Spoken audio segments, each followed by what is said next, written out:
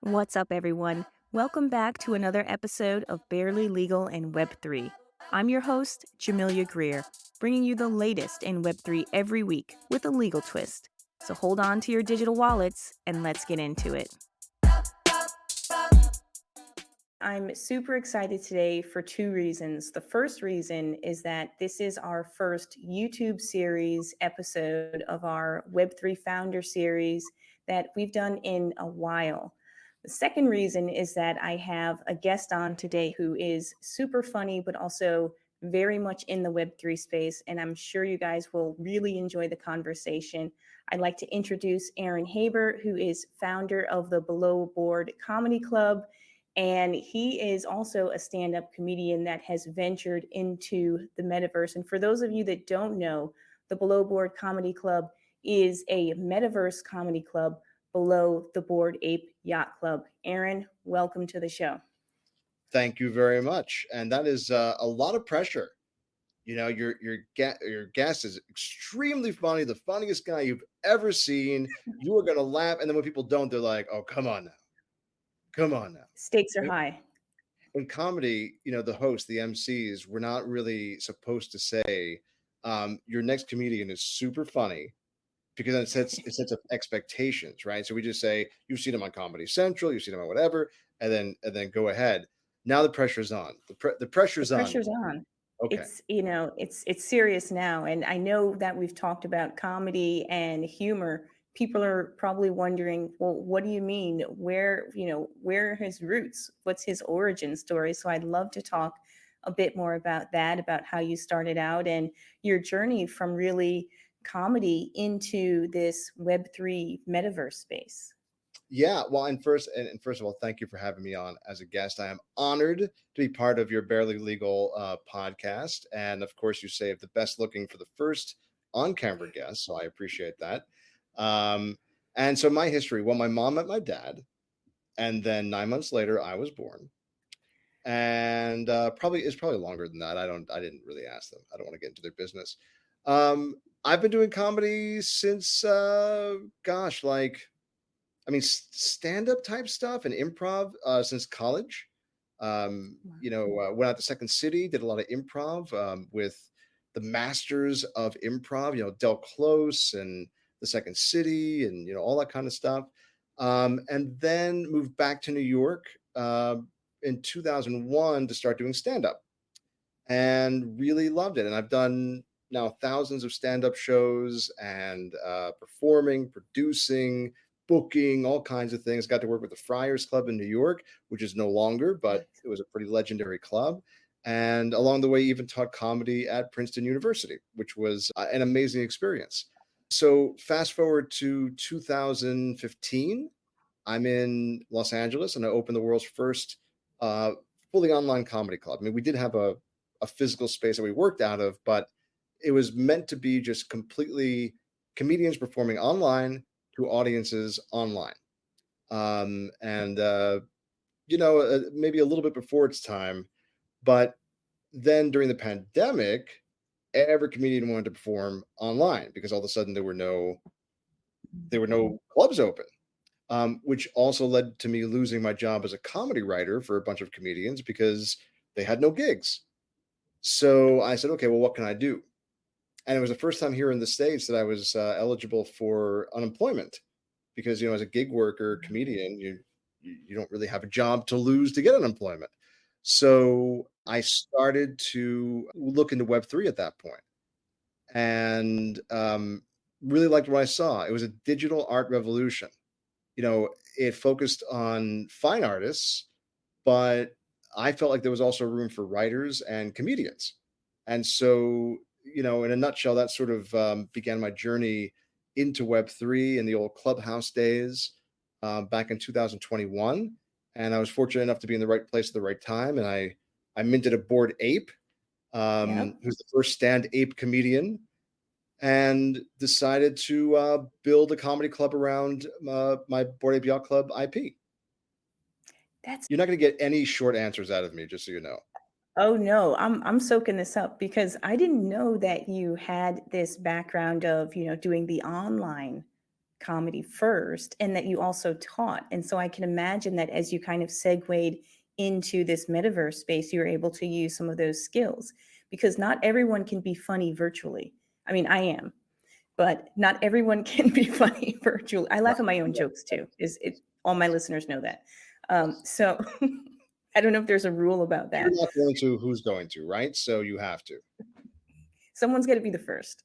Yes. But but you have all those skills and you can bring it over into the meta. And are there some kinds of jokes that or some types of comedy that you feel resonates better when you're live and you're in person rather than virtually? What, the answer that you'll get from most people, both comedians and audience, is, well, you really need to be in the same room with people, to soak up their physical presence. And and what I love is when people tell me that when we're on Twitter, now X, and we're disembodied voices behind pictures of animals and stuff, and they're like, you really have to be in the same room. And I said, we're literally talking to each other across thousands and tens of thousands of miles. We Yep. don't know what we look like. We've never met in person, and we've established relationships, and we can have a real-time conversation and react to each other. Yeah, So I've laughed at some of your tweets out loud, actually, and I've engaged in some of them regretfully, and been on my timeline. But you're pretty funny on Twitter too. well, I appreciate that. But my point is that in the audio spaces, people are saying, well, you can't interact virtually. And we are literally interacting virtually. So it's a different experience to be in a comedy club. That's a great experience. But it is also a great experience to be in a virtual room with comedians. And by the way, there's a few different ways that we do this. One is the shows are just like this, right? Where you have a bunch of comedians in a room, and they're performing, one at a time, of course. But then you have, Yeah. 10, 50, 100, 1,000 audience members that can react in real time and laugh, Mm, and the comedian can interact with them. And so it's not like a virtual metaverse, puppet. It's the comedian performing just like this. We also yeah. simulcast that into our Metaverse Comedy Club for the little, weirdo avatars to enjoy in our virtual club. So um, I think it's a good experience, and I think what you asked, is there any kind of humor that resonates more so? And I think the Yeah. answer is it is a medium of comedy that is just being established, and the answer is I don't know yet. But one Mm, thing that I want the comedians to do when they come in is to experiment, is not just to necessarily do a normal set and you just happen to be online, but what can you do with the technology and the medium that is different? Like I can't show you my sleeping puppy dog over there. You can kind of see him. If we were, if I was just doing a show, but right. here you can't do anything. Well, I mean, do you have any lawyers in your lineup? Because that could be a game changer. I'm just saying. I'm just throwing it out there. Listen, they do all around. You'll see like New York's Funniest Lawyer contest, and wherever they are. My friend Dino Badala, he actually started doing comedy from one of those contests, I believe, and now he's a pretty well known comedian and political commentator. So yes, there are a lot of lawyers who are comedians because I guess they're not fully satisfied with being lawyers. I don't know. We won't go there. We'll leave that alone. So, I mean, you mentioned using the technology and sort of engaging with people as they're listening to stand-up comics online.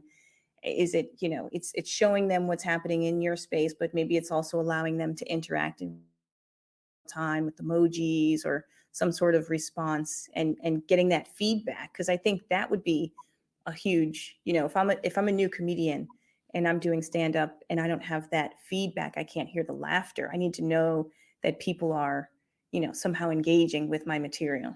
Right, but see, that's what everybody thinks, but that's not the reality of the situation. Is that you say, well, if I can't hear the audience, you can hear the audience.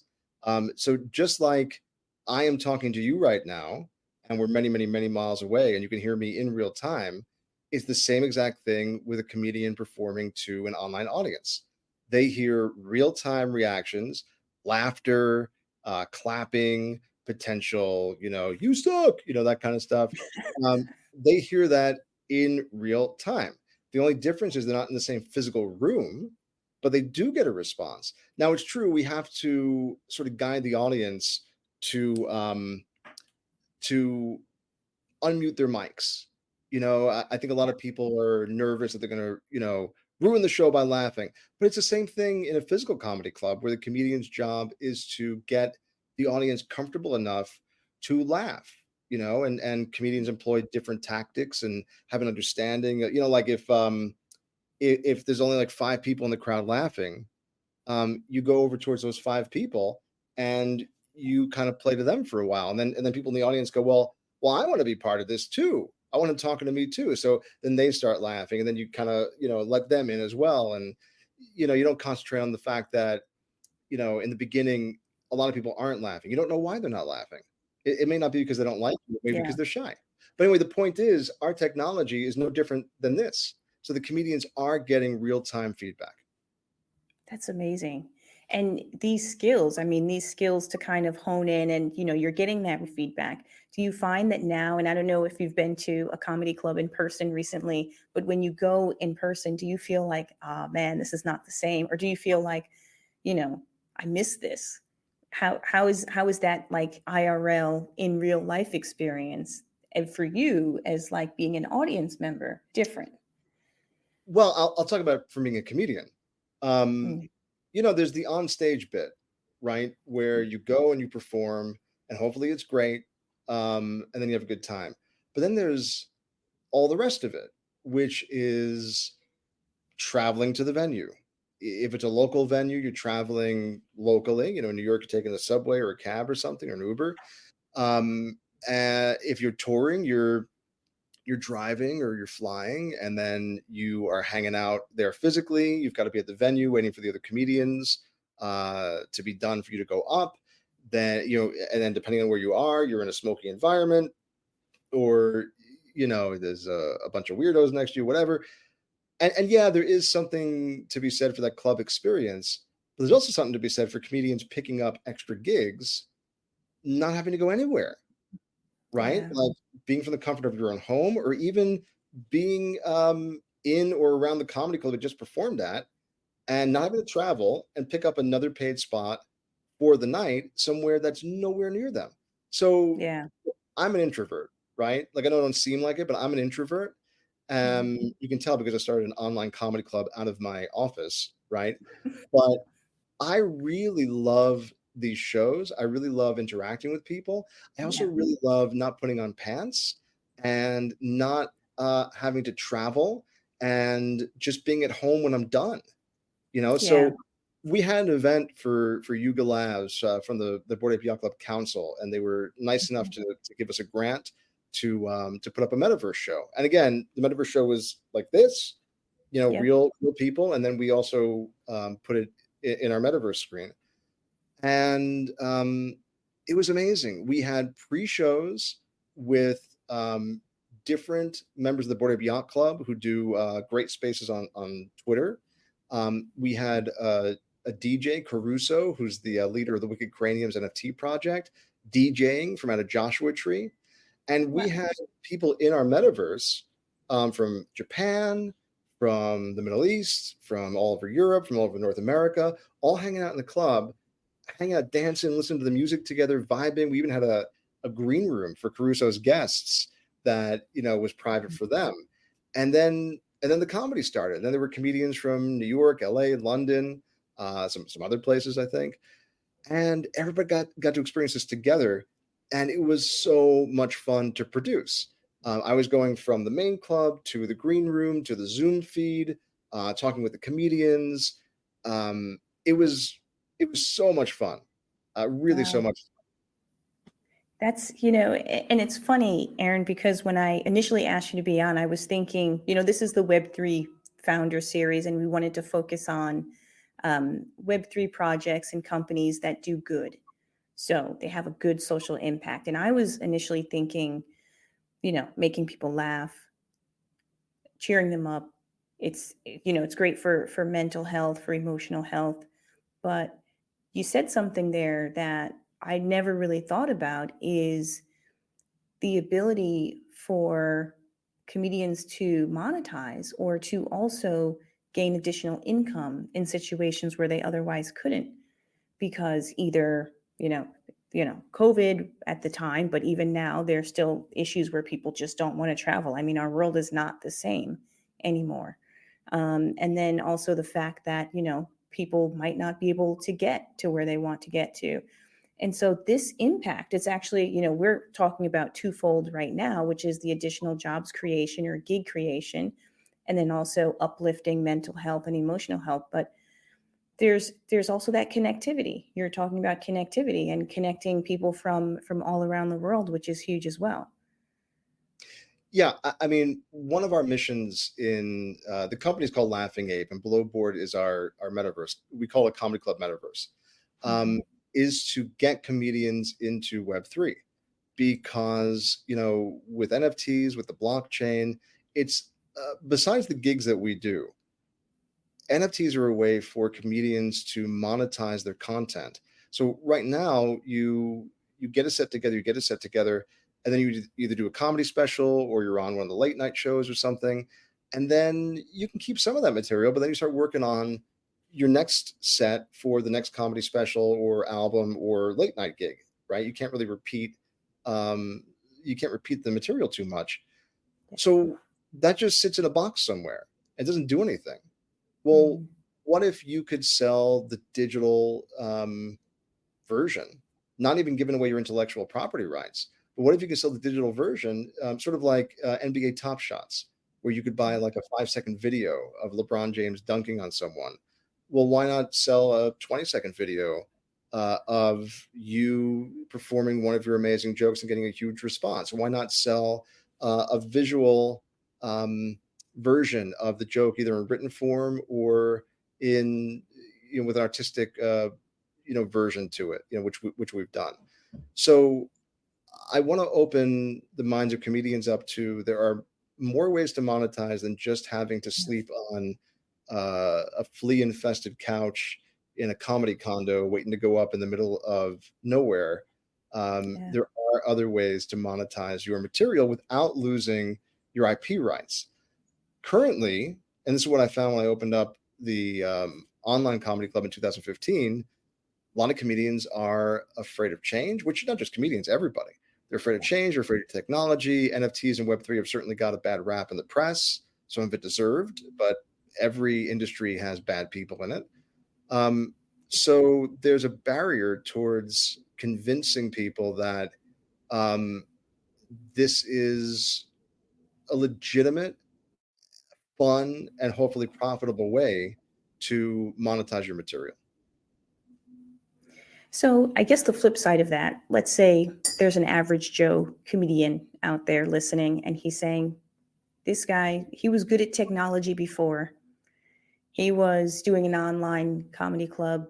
He was teaching. He had a head start. What would you say to that comedian that might need some additional gigs but is afraid to, or is otherwise there's some kind of barrier stopping him or her from doing something like this, or at Well, least engaging in the community?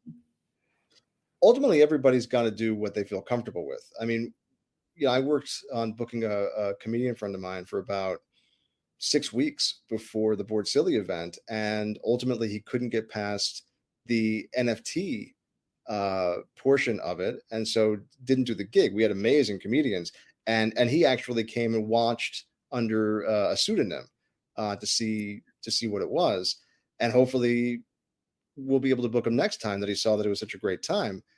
But in terms of the knowledge gap, well, everybody's got to start somewhere, right? So it's okay if you don't know anything. First of all, that's what we're here for, to give a guidance to comedians.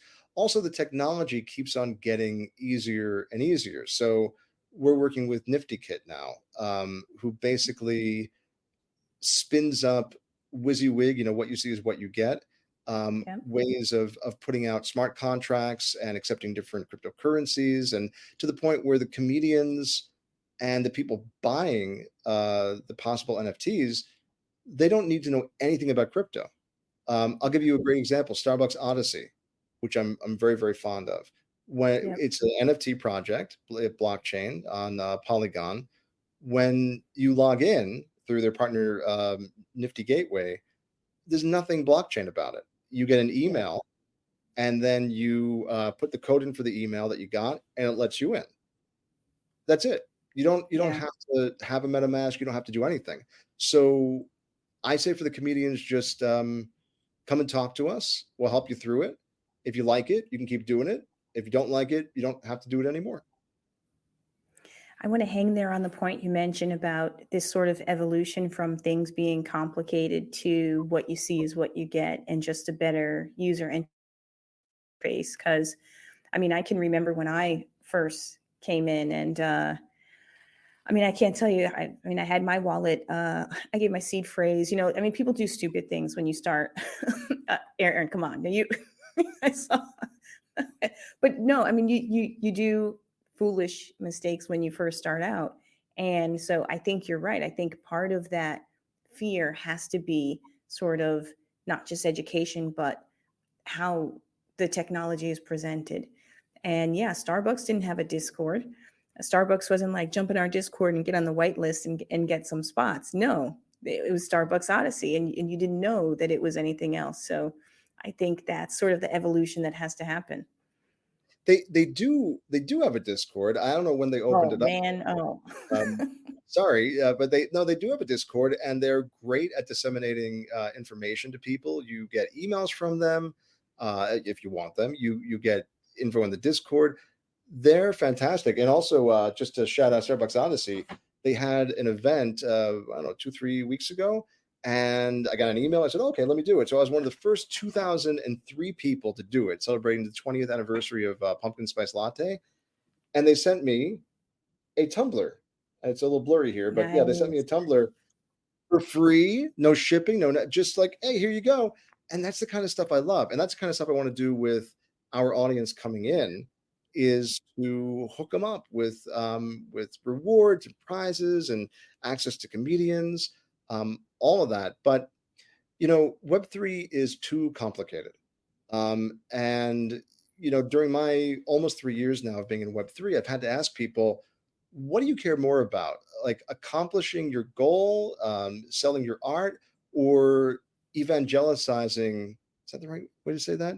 Um, Yep. blockchain, you know, like, because there are a lot of people who go like, well, everyone coming in has to know how to use a MetaMask wallet and they have to understand the blockchain. Why? When I use my credit card, I don't understand the underlying technology. I get it. There's a Right. chip in it and you can tap it, but I don't need to understand the full international banking and credit system to use my credit card. They've just made Yeah. it honestly too easy to use. And so in Web3, like being on the producing side, it was like every little thing we had to do was so overly complicated on our end just to make sure it's on the blockchain, and it was token gated, and it was maddening, to be honest. And so we don't want to have that experience for the comedians or for the audience coming in. We want the experience for them to be just like they're buying anything else online. You buy a ticket to us, there's no difference buying a ticket for us online or buying a ticket for your local comedy club online. It's just Yeah. how you access it. But that is a hurdle, is that everything is way too complicated in Web3. It's great to be decentralized. It's great to be secure. Although, like you said, you gave your seed phrase to somebody. You know, it's easy to get hacked sometimes, but we've got to make it so that it's way easier to access and it's way safer. The whole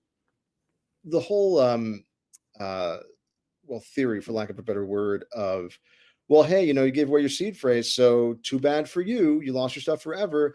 I don't really like that aspect of the industry. It's the only place where people can steal your stuff, and basically you have no recourse and nothing happens. So I'm looking forward to the insurance industry expanding, for the Yes. criminal justice system to expand and be able to get your things back. And I get it; it's decentralized. You're not supposed to be able to go into people's wallets and all that, but there's got to be protections for holders and users. Yeah. There's so much work that has to be done around that. And I mean, we every time we open up our phones or look on our laptop, you see headlines about scams and frauds. And I really think, that negative light is not what, first of all, it's not what the technology is about, but that's not the potential that can be reached. And you're right, insurance, criminal justice, other systems that should be a little bit more integrated into this, they've got to catch up. Now, what's funny is that this year I've been noticing that Web 2 brands are, as you mentioned, Starbucks, but they are getting into the space, and the things that they're doing and the way that they're doing it is actually the way that I see it. They're almost eating the lunch of the people who came in early. The people that came in early and started with the small communities and, did a lot of building, did a lot of, Twitter work and built up their community. Then you have a big brand. I don't want to shout out any brands in particular, but they come in and they do something similar, and most times it's a hit, at least relatively a hit, because they have larger budgets and they have larger resources. I mean, where do you see that evolving? I mean, certainly in the entertainment spaces, it's been quite interesting to see now in the creators, the strike that happened. The creators realize, wait a minute, we're getting screwed over here. We're writing and, we've got people over we've got the creator economy, we've got Web3, all of this stuff is changing, but we're staying the same. So where do you see that headed? Well, that's more of an AI issue, to be quite honest. That's one of the things the writers struck for, and same thing with the actors and the Screen Actors Guild, AFTRA. Um, so I'm a fan of big brands coming in. I'm also a little, a small time. Well, I don't say small time to denigrate myself, but I'm a small founder, of a small Yeah, company that's just scraping by right now, anyway. Um, But first of all, most of these companies are working with Web3 companies to get in. So there are different companies that are helping them, and so they're pouring money into the Web3 economy. And listen, all the companies started relatively small, though some didn't. You have like, Vayner, who already was pretty big, but the companies for the most part are hiring people from the Web3 industry, and they're hiring companies. So there is money. I mean, Starbucks partnered with Nifty Gateway, and I know several members on that team who are mainstays in the NFT ecosystem. So they're getting paid, and I think that's a great thing. And they're also moving the technology forward, and they're also getting us towards mass adoption. yeah, In in the rooms that I've been in, everybody talks about mass adoption. When I first got in 2021, mass adoption meant like talking to your uncle at Thanksgiving and trying to get him a MetaMask, right?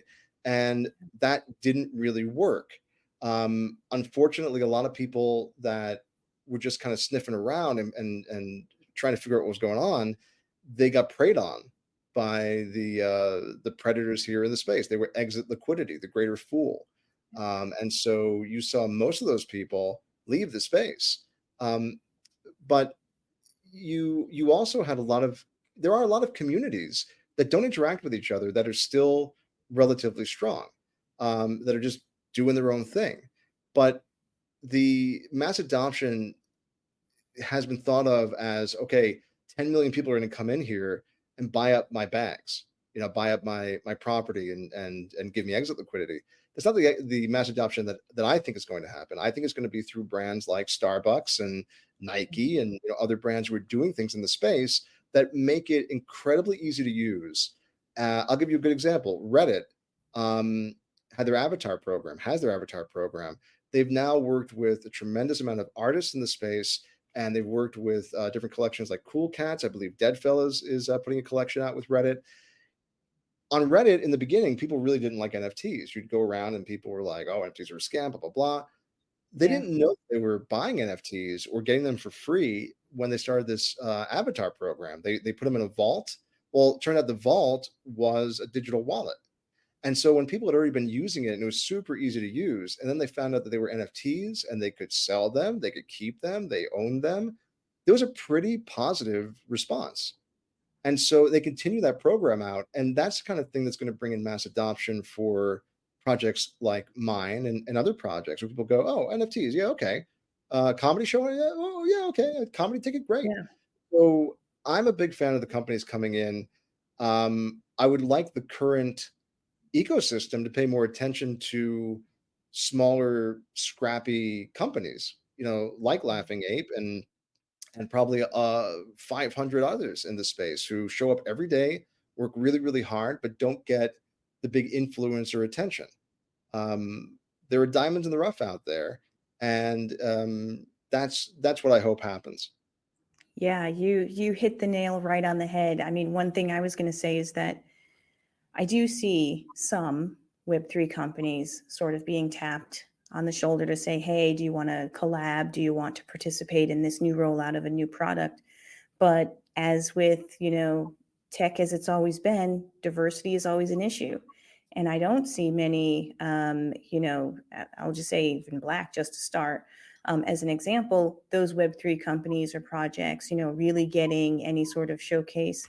It's a broad statement, but I'd like to see more of it, quite frankly. And so that's one hope, is to see more diversity in the space and to not let, I mean, we're supposed to be decentralized and transparent, and for all of these ideals, some of those ideals that were compromised in the Web 2 space, hopefully they won't be compromised in the Web 3 space, even though there is no line between Web 2 and Web 3. It's all the same.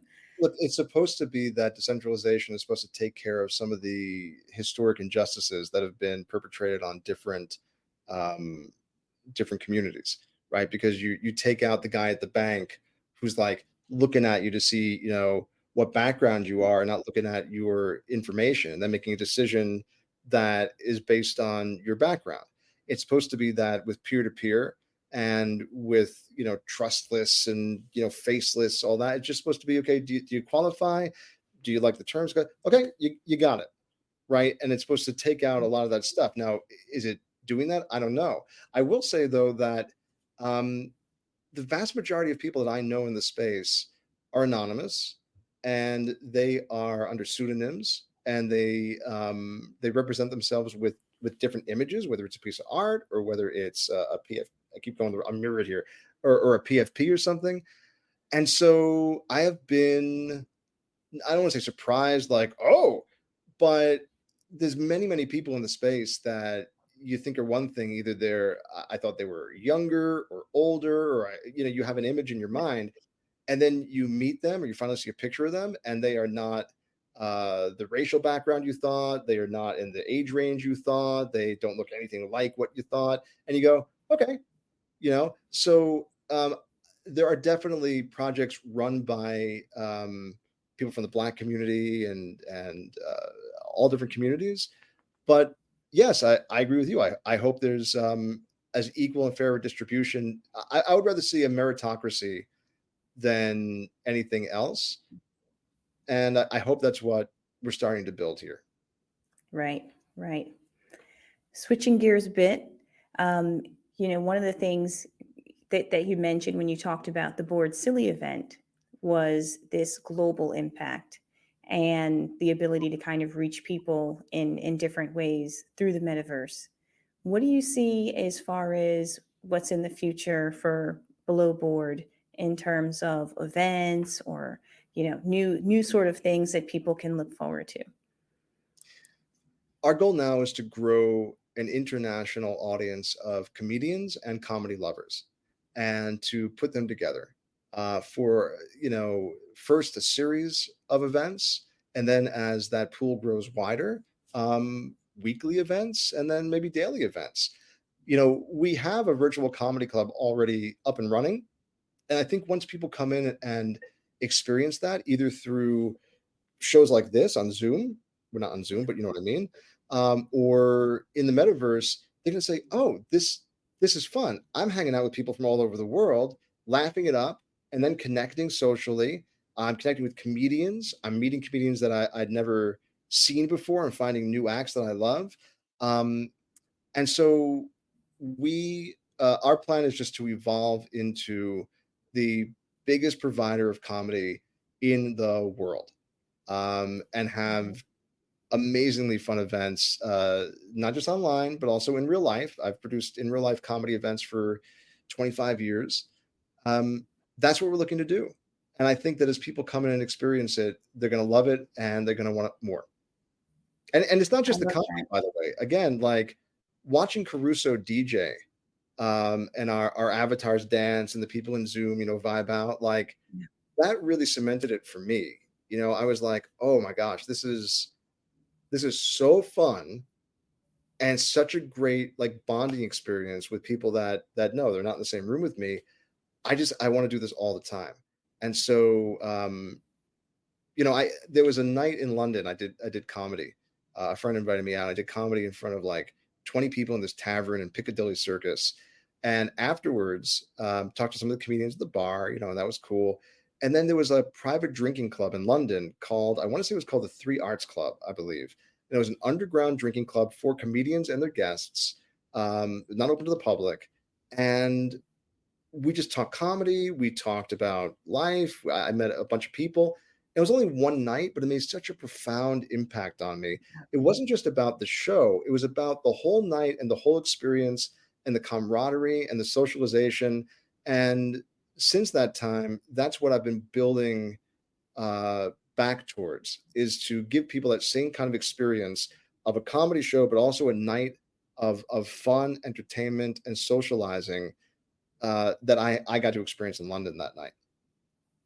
Those experiences in people's lives are few and far between. And so I think to the extent that you can create that and you can bring about that good energy, that good vibe, and let people leave remembering it and having connection even in that moment and hopefully, connections afterwards. I think that's great. And you guys just continue doing what you're doing because that's what the space needs. I mean, we need that positivity at this time. You too. What you're doing is great as well. I mean, we've worked together, as lawyer and client, and you helped so much. I mean, you were so great with your advice and just helping us navigate this really murky Web3 universe right now. And so we need people like you who are trustworthy and helpful to the smaller startup projects and the bigger projects too. So thank you. Well, we hope this is a movement and love for you to continue to be a part of it and bring all your crazy laughing ape friends in and let them bring the good vibes too. Absolutely. And thank you for having me on the podcast. I really appreciate it. Pleasure as always. Aaron, if people want to find you, if they want to find Below Board, where should they go? Well, on Twitter or X, you can go to at below board, Bored. I'm Aaron Haber at Aaron Haber, my name there. There. I'll never get this right. And of course, we've got belowboard.club that you can go to as well. And yeah, feel free to reach out. I'm not going to give you my seed phrase, but feel free to reach out if your organization wants an online or in real life comedy event, or if you want to join up and become one of the Below Board Fellows, as we call our members. It's amazing. Keep doing what you're doing. Pleasure having you on. And for those of you that are listening, stay safe out there and hold on to your digital wallets. And then also don't give away your seed phrase. Don't do it. Take care.